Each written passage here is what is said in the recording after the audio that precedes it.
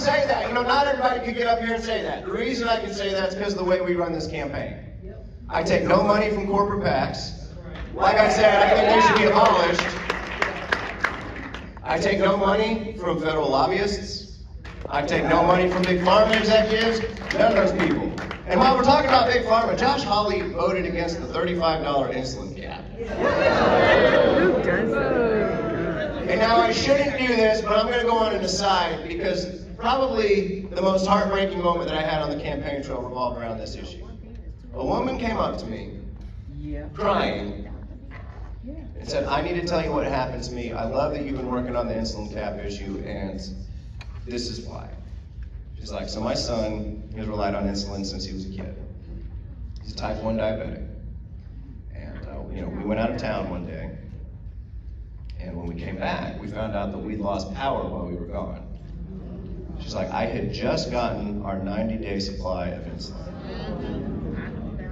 She's like, everything in the fridge is cooked. That's where her insulin was. She didn't know what to do. She calls up the insurance company, and they're like, well, you got your 90-day supply, you'll get another one in 90 days. And she's like, well, I mean, what am I supposed to do? They're like, you can buy out of pocket. She's like, it's like $8,000 to buy this out of pocket.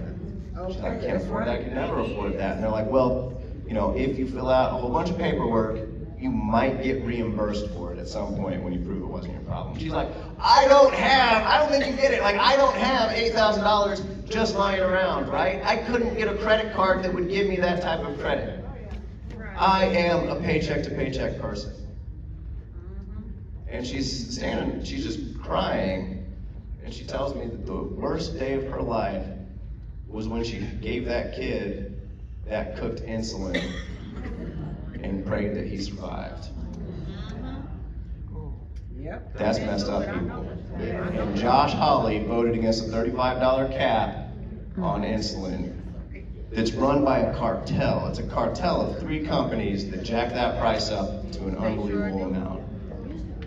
Costs pennies to make insulin. That's right. And I mean, the patent on insulin was given away for $1 by the guy who, I guess, sold for $1 by the guy who invented it. So he wanted everyone to have access for it.